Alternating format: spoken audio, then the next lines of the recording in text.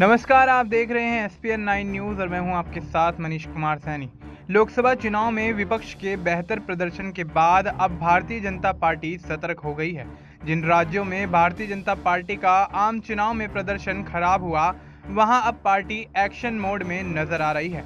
ऐसे में बिहार में भी बेहतर प्रदर्शन ना कर पाने पर बीजेपी संगठन को आगामी विधानसभा चुनाव को लेकर मजबूत करने की तैयारियों में जुट गई है। इस कड़ी में 18 जुलाई को बिहार बीजेपी की प्रदेश विस्तारित कार्य समिति की बैठक होगी।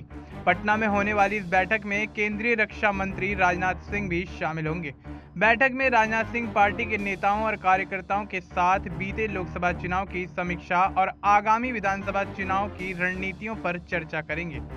इसके साथ ही बैठक में पार्टी कार्यकर्ताओं और पदाधिकारियों से पार्टी को बूथ स्तर तक मजबूत करने पर जोर दिया जाएगा। प्रदेश विस्तारित कार्य समिति की बैठक में प्रदेश अध्यक्ष सम्राट चौधरी, उप मुख्यमंत्री विजय सिन्हा सहित तमाम सीनियर नेता कोर कमेटी के सदस्य शामिल होंगे।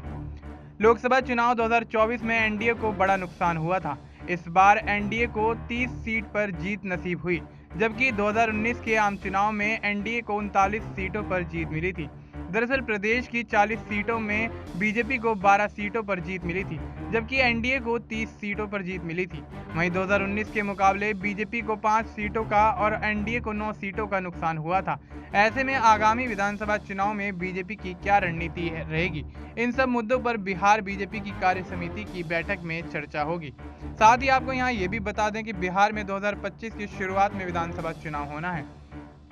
अब देखना ये होगा कि जिस तरीके से भारतीय जनता पार्टी तैयारियां करती हुई नजर आ रही है, और उधर दूसरी तरफ अगर बात की जाए तो नीतीश कुमार भी काफ़ी ज़्यादा एक्टिव मोड में बिहार की राजनीति को लेकर नजर आ रहे हैं। और उनके बेटे की राजनीति में एंट्री होना और सम्राट चौधरी का नीतीश कुमार के खिलाफ कड़ा रुख होना, तमाम चीज़ें ऐसी हैं जो आने वाले समय में बिहार के समीकरणों को बदलने में कामयाब हो सकती हैं। अब देखना यह होगा क्या वाकई एनडीए के गठबंधन से नीतीश कुमार चुनाव लड़ते हुए नजर आएंगे, या फिर भारतीय जनता पार्टी और जेडीयू का मुकाबला एक दूसरे से देखा जाएगा।